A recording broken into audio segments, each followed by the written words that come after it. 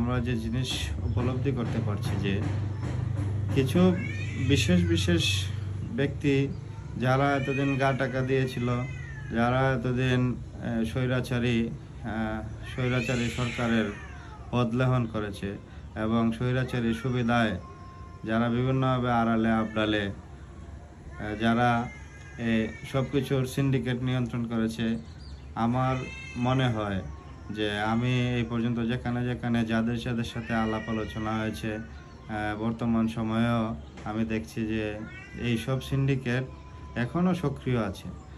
এই যে আমরা একটি নতুন স্বাধীনতা পেলাম, এত হাজারো লাশের বিনিময়ে, হাজারো ভাই বোনের রক্তের বিনিময়ে আমরা একটি নতুন স্বাধীনতা পেলাম। এই স্বাধীনতার অর্থ কী?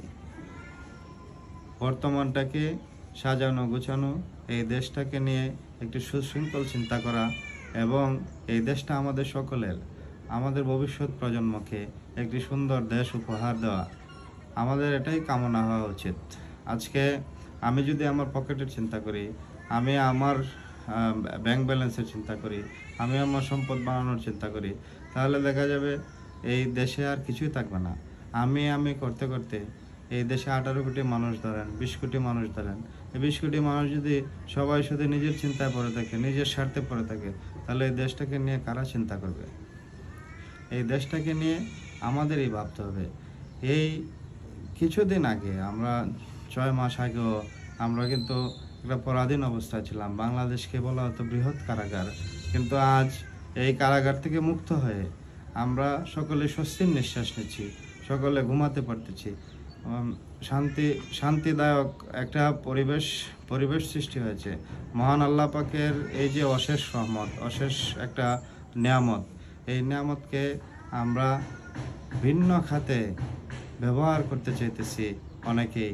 এটা খুবই অশুভনীয় এবং দেশের জন্য, দেশের ভবিষ্যতের জন্য, মা মাটি মানুষের জন্য আমরা যদি আরও একটি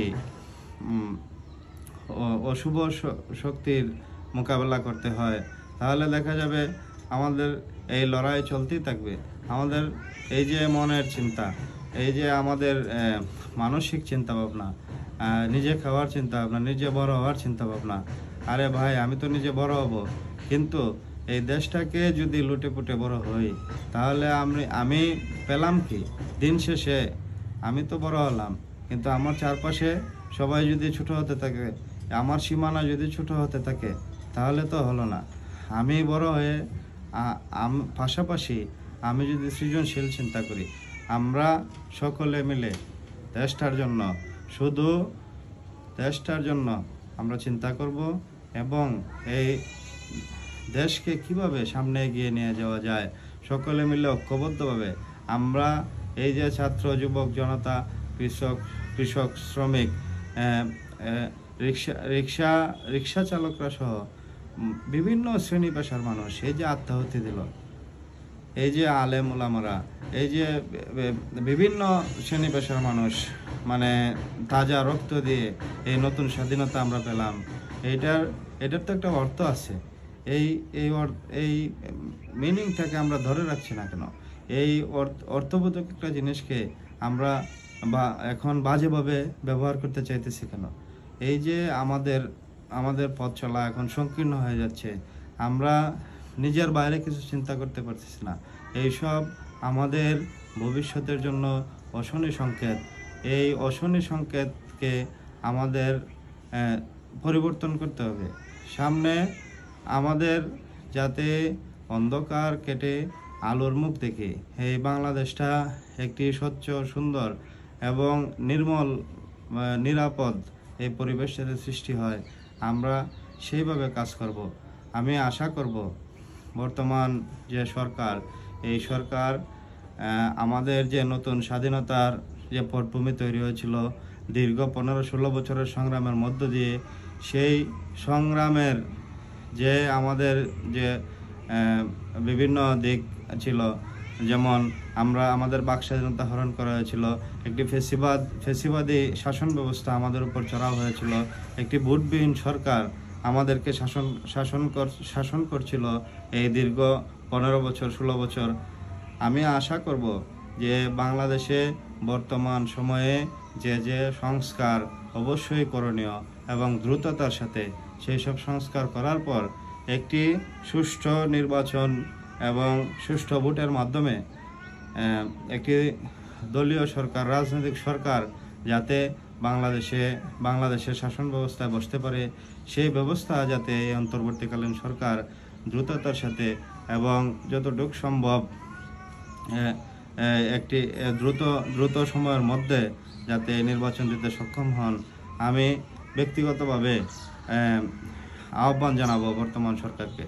এবং এটা মনে রাখতে হবে, আমাদের চারিদিকে শত্রুরা জেগে আছে।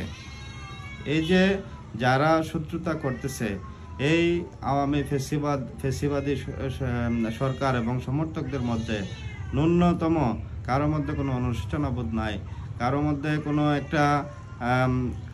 গিল্টি ফিল নাই। এই যে আমরা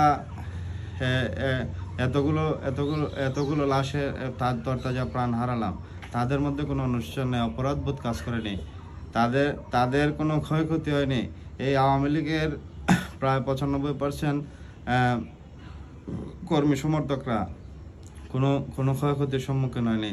এই আমলারা, এই প্রশাসনের লোকেরা যারা যে জায়গায় বসেছিল, যাদের যে চেয়ার ছিল, হয় উন্নতি হয়েছে, খুব কম সংখ্যক লোকের অবনতি হয়েছে। যাদেরকে আমরা চিনি জানি, যারা হয়তো অপরাধ প্রবণতা বেশি অতিরিক্ত করেছে, চোখের সামনে করেছে, যারা মিডিয়ার সামনে আসতে পারছে, তারা হয়তো ধরা খেয়েছে। কিন্তু বাকিরা কোনো আড়ালে আবডালে আছে। আপনি একদম সরকারি যারা চাকরি করে, তারা 4র্থ শ্রেণী থেকে একদম মনে করেন 1ম শ্রেণীর পদমর্যাদায় যারা আছে, সকলেই কোনো না কোনোভাবে দুর্নীতির সাথে জড়িত। এই দুর্নীতি থেকে আমাদেরকে বের হতে হবে। এইসব দুর্নীতিবাজদের খুঁজে বের করতে হবে এবং এদেরকে বিতাড়িত করতে হবে, তাদের চেয়ার থেকে নামাতে হবে। এই যে ফেসিবাদ শুধু একটা সরকার না, এই সরকার যে পরিবেশ সৃষ্টি করেছিল ফেসিবাদের, সেই ফেসিবাদকে আমরা মূলোৎপাটন করতে পারিনি। আমরা পুরো ফেসিবাদ ব্যবস্থাটাকে যাতে বিতাড়িত করতে পারি, আমাদের এই সংগ্রাম চালিয়ে যেতে হবে। তাই আমি আশা করব বর্তমান অন্তর্বর্তীকালীন সরকারের প্রতি আমাদের ভালোবাসা আছে, আমাদের শ্রদ্ধা আছে। ডক্টর ইউনূস স্যারের জন্য আমাদের শুভকামনা আছে। উনি অবশ্যই চেষ্টা করলে এইসব সংস্কারে হাত দিলে অবশ্যই বাংলাদেশের উপকার হবে। এই যে নতুন স্বাধীনতা আমরা পেলাম, এই আওয়ামী বিতাড়িত, এই পলাতক ফেসিবাদী আওয়ামী লীগ আজ আগামীকাল থেকে ফেব্রুয়ারিতে 6 দিনের কর্মসূচি দিয়ে দিচ্ছে এবং 18 তারিখে হরতাল অবরোধ দিয়ে দিচ্ছে। এই যে তারা কিভাবে সাহস পেল? আমার ভাইয়েরা রক্ত দিয়েছে, বোনেরা রক্ত দিয়েছে, অনেকে চোখ হারিয়েছে, পা হারিয়েছে, হাত হারিয়েছে।